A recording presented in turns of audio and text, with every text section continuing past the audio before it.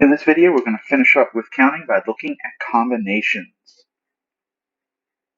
So consider this question. Given a set S with n elements, how many subsets of size R can be chosen from S? Now, the number of subsets of size R that can be chosen from S equals the number of subsets of size R that S has. Each individual subset of size R is called an R combination of the set. Let n and r be non-negative integers with r less than or equal to n. An R combination of a set of n elements is a subset of R of the n elements. So that's the formal definition. The number of elements, so the number of R combinations is denoted in this form, or NCR. These are used interchangeably.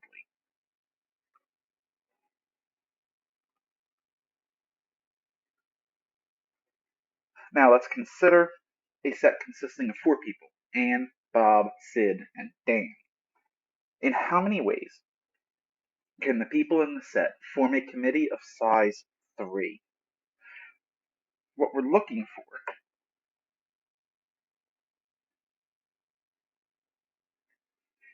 is 4C3.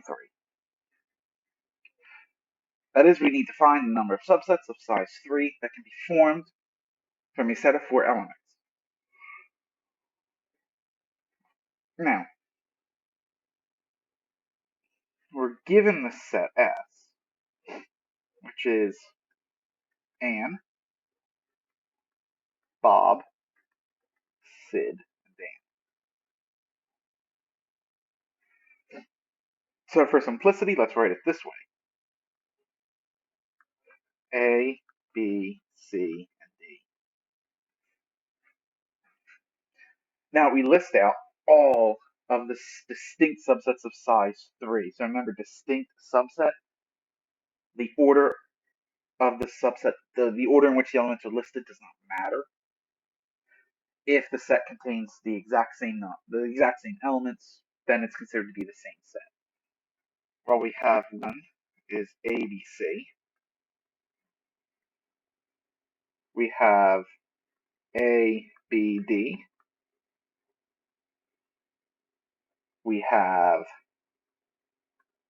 ACD. We have BCD. Oops.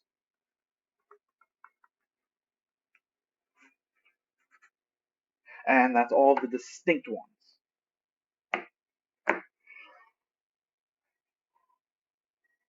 There are 4 of them. So we say this is equal to 4. So 4C3, or you'll probably hear me say 4 choose 3, is equal to 4. We now look at the difference between ordered and unordered selection. And there are 2 methods that can be used to select R objects from a set of n objects, ordered or unordered. So in an ordered selection, it is not only what elements are chosen, but also the order in which they are chosen. 2 ordered elements are said to be the same if the elements are the same, and also if they're chosen in the same order. An ordered selection of R elements from a set of n objects is simply an R permutation of the set. And we looked at the R permutations in the previous video. In an unordered selection, it is only the identity of the chosen elements that matters, not the order in which they are chosen. 2 unordered selections are said to be the same if they consist of the same elements, regardless of the order in which they are chosen. An ordered selection of R elements from a set of n elements is the same as a subset of size R, or an R combination of the set. So the unordered selection are the R combinations. Ordered selections are R permutations.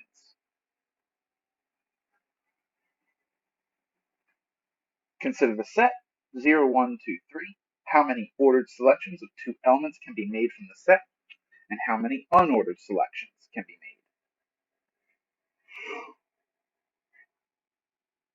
made? Now, for the ordered selections,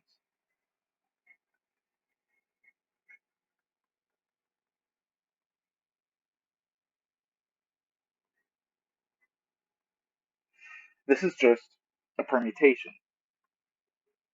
It is 4 permute 2. And this, remember, is 4 factorial over 4 minus 2 factorial, which is 12. So to determine the number of unordered, we will once again go ahead and list out all of the possible subsets of size 2. We have 0, 1, 0, 2, 0, 3, 1, 2, 1, 3, and finally 2, 3. There's 6 of them. So we have 4 choose 2 as being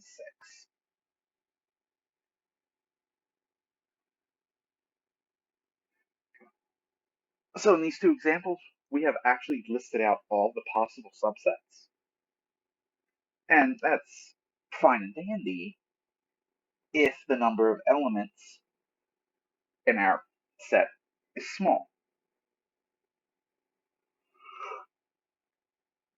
However, if n is very large, then it is not feasible to go ahead and list out every possible R combination.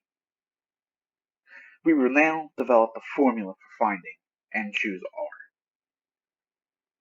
Now we can form an R permutation in a two-step process. First, we choose a subset of size R of the set. There are n choose R ways to perform this step.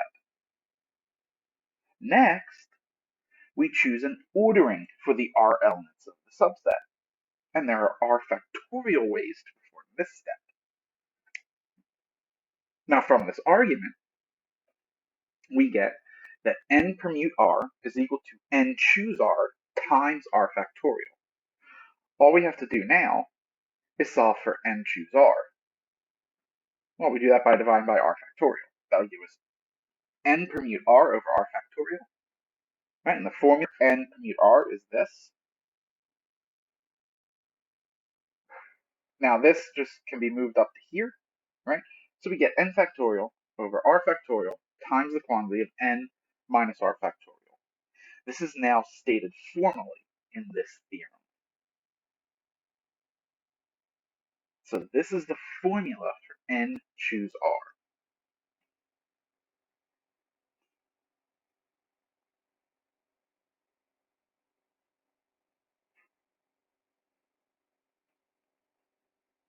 How many distinct 5-person teams can be chosen from a group of 12? Well, this is a fairly simple combination problem. What we're looking for is 12 choose 5. By the formula we just derived, that's 12 factorial over 5 factorial times 12 minus 5 factorial. So that gives us 12 factorial over 5 factorial times 7 factorial, and this evaluates out to 792.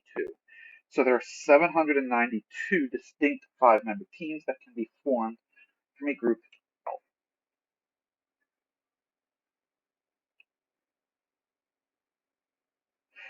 12. Now let's suppose that 2 members of the group of 12 insist on working as a pair. That is, any team must contain either both or neither of these 2 members. Now how many 5-member teams can be formed? So let's call the 2 members that must work together A and B.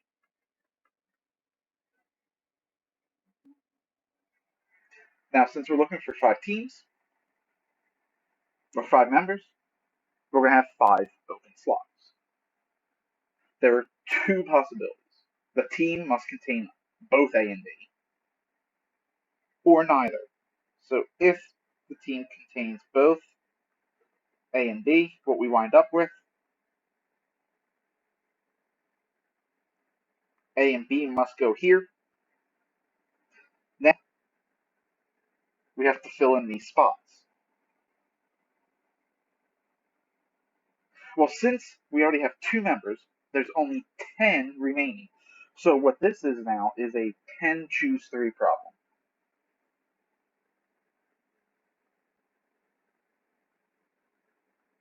So 10 factorial over 3 factorial times 10 minus 3 factorial. This will give us 120. Now, if the team contains neither A nor B, then we have, again, 5 spaces that need to be filled. But now all 5 are possible candidates. However, we can only choose now from 10 because it can't contain A nor B. So this is a 10 choose 5 problem. So we get 10 factorial over 5 factorial times 10 minus 5 factorial. This is 252. Now the total number of possible teams that can be formed would be the sum of these. So 120 plus 252. This is equal to 372. So there are 372 teams that can now be formed.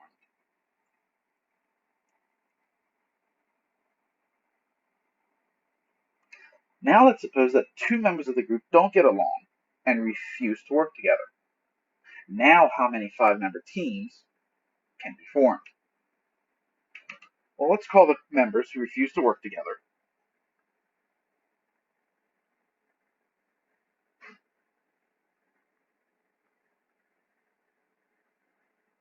C and D.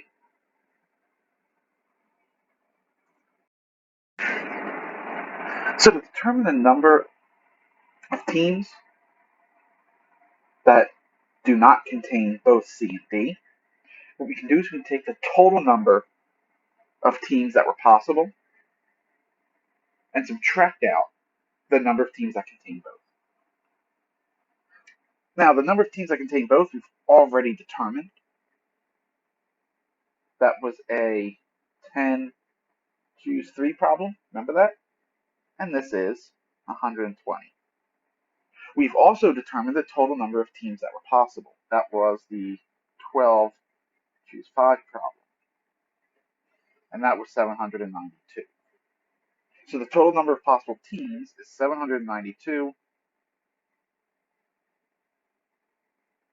minus this 120. That leaves us with 672 possible teams.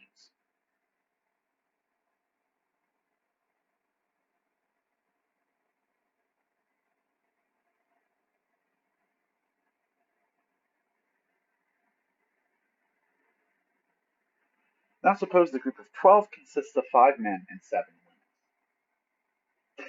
How many 5-person teams can be chosen that consist of 3 men and 2 women?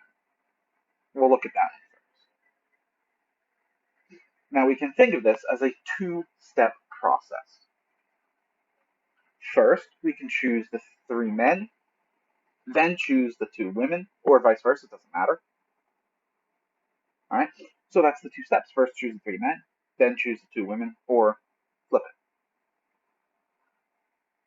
Since there are a total of 5 men, the number of ways we can pick the men are 5 choose 3.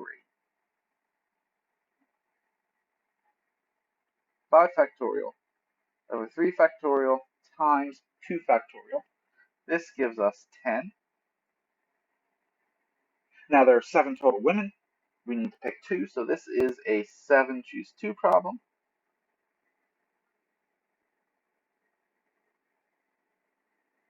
and this gives us 21. Now we just add them up, multiply them.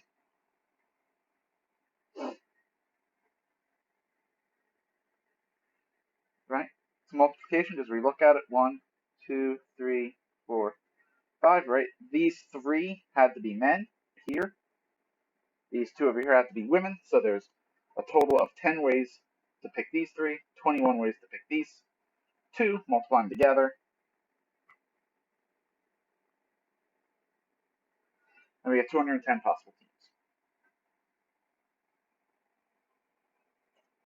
teams. We will now look at part B. How many 5-person teams can contain at least one man?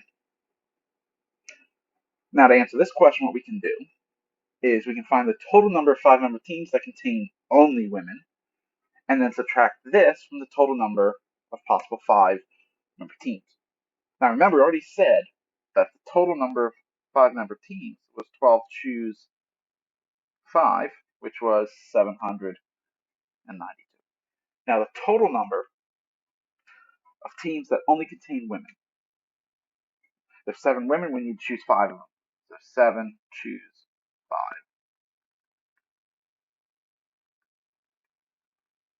And this is 21.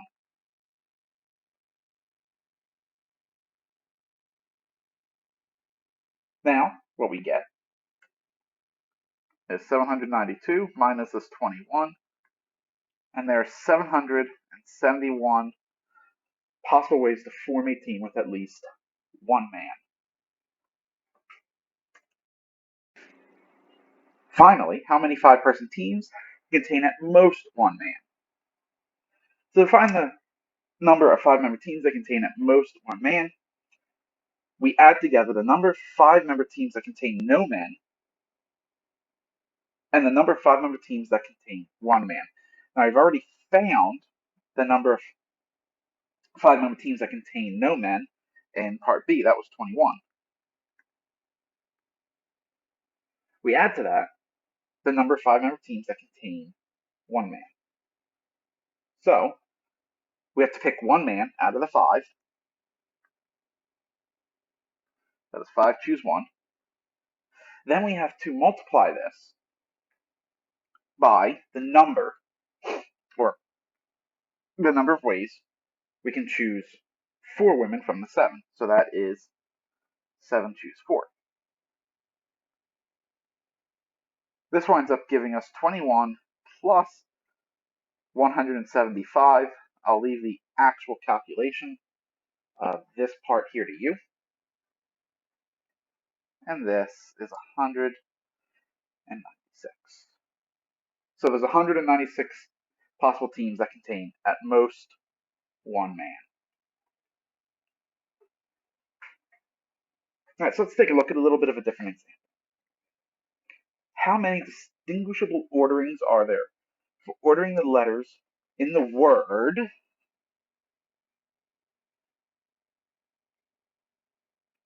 Mississippi?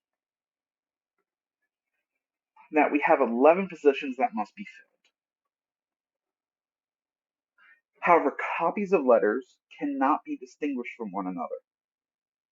So once the position for a certain letter are known, then all copies of the letter can go into the positions in any order. So what we do is we're going to break this down into a 4-step process. Step 1, choose a subset of 4 positions for S.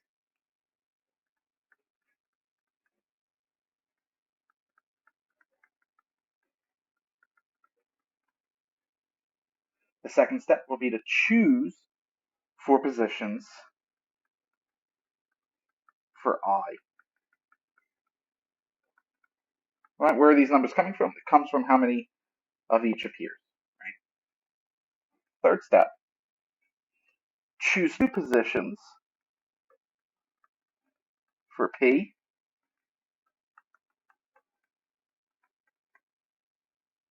And finally,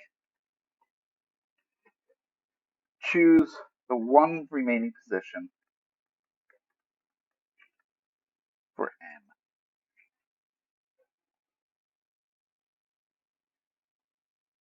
There are originally 11 open positions. So for the first step, there's 11 choose 4 ways. We've now eliminated 4 position. That leaves us with 7 left. And we have to choose now 4 again. Once we've done that, we now only have 3 positions left open. We have to choose 2 of them.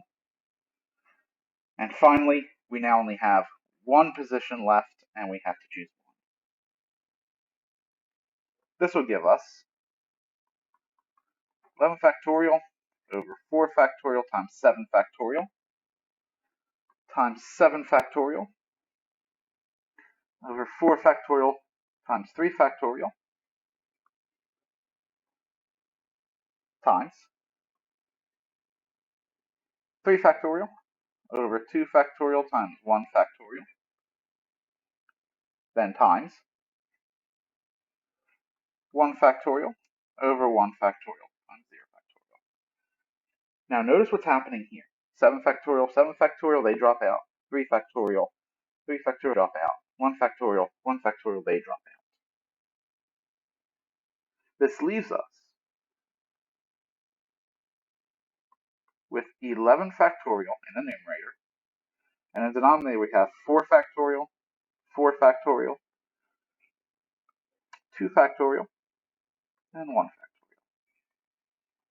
This will equal 34,650.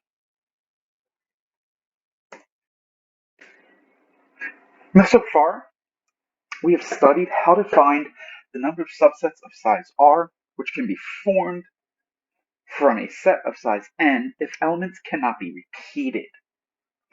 We will now consider the same problem, except allowing the possibility of repetition of elements. And our combination of repetition allowed is called a multiset of size R. Chosen from a set X of n elements is an unordered selection of elements taken from X with repetition allowed. Now, if X is this set right here, we will write a multiset of size R as this, where each X sub ij is in X, and some of the X sub ij may be the same.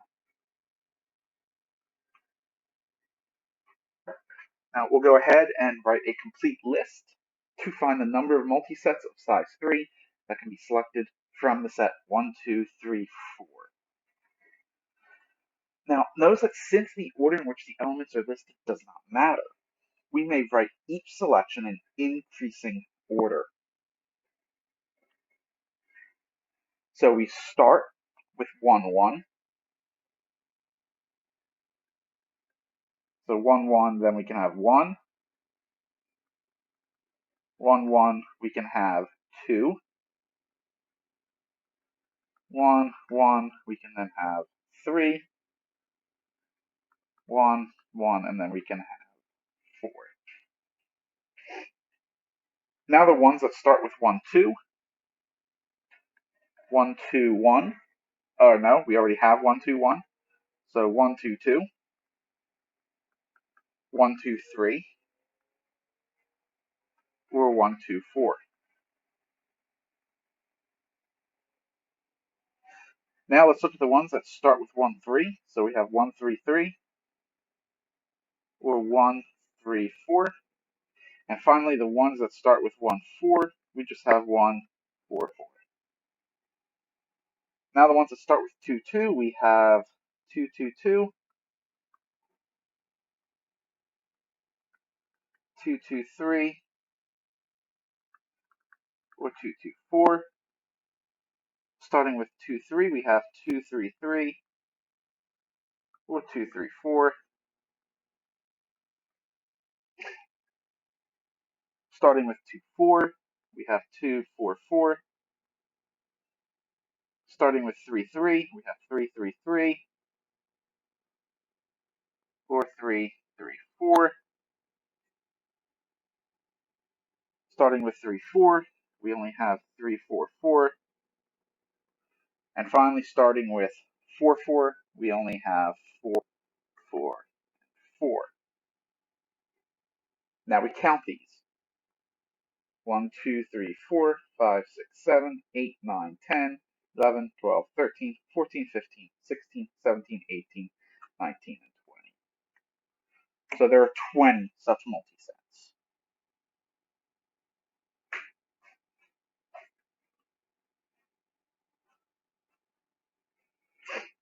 To count the number of multisets of size r that can be selected from a set of n elements, think of the elements as categories.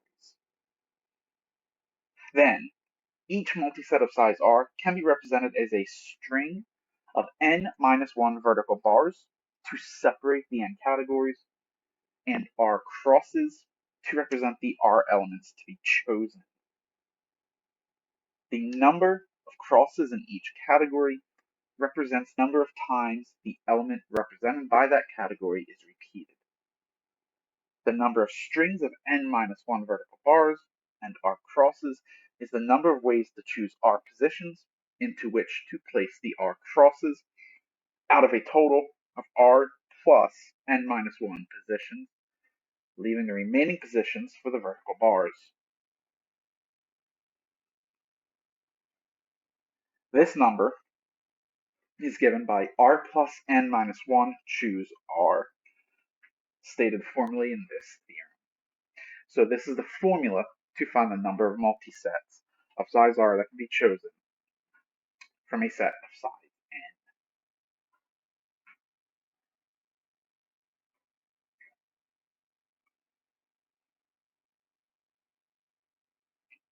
Now, a person is throwing a party, wants to set out 15 assorted cans of soft drinks for his guests. He shops at a store that sells 5 different types of soft drinks. How many different selections of cans of the 15 soft drinks can he make? Now, the 5 different types of soft drinks the store sells will count as a number of categories. The 15 cans that this person wants to set out counts as the number of objects. In other words, we have n is equal to 5, r is equal to 15. So the number of different selections we're looking for is 15 plus 5 minus 1. Choose 15. This winds up being 19. Choose 15, which will give us 3,876.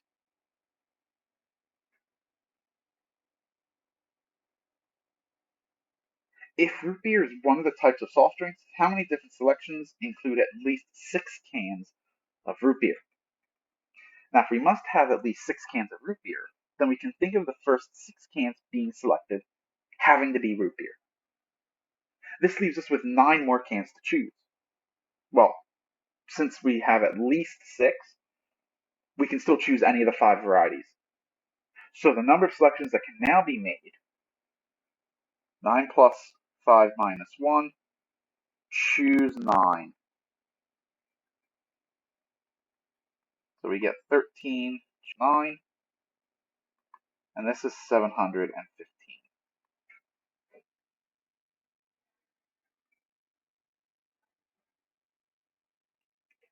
If the store has only 5 cans of root beer, but at least 15 cans of each other type of soft drink, how many different selections are there now?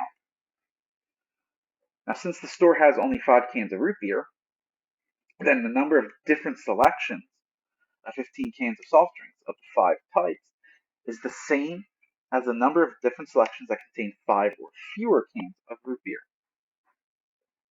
So what we can do is we can take the total number of selections from part A and subtract out the number of selections that contain more than 5 cans, which was calculated in part B. So it's 3,876 minus the 715, and this is equal to 3,161.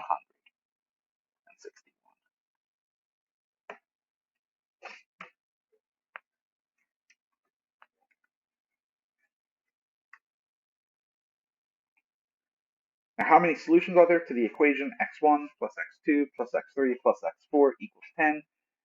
if x1, x2, x3, and x4 are non-negative integers. Now we can think of the number 10 as divided into 10 individual units, and the variables as the 4 categories in which these units are to be placed. Now we can think of it this way because we are only considering non-negative integers. So each xi can take on any value between 0 and 10. So the number of solutions will be given by 10 plus 4 minus 1, choose 10. This is 13, choose 10, and that is 286. So there's 286 solutions to this equation. We conclude this video with a table that summarizes the counting techniques from this video and the previous video. So if you like, go ahead and pause the video here. Take a minute to copy this down. Now this does conclude this video. We're now done with counting. In the next video, we will move in to graph theory.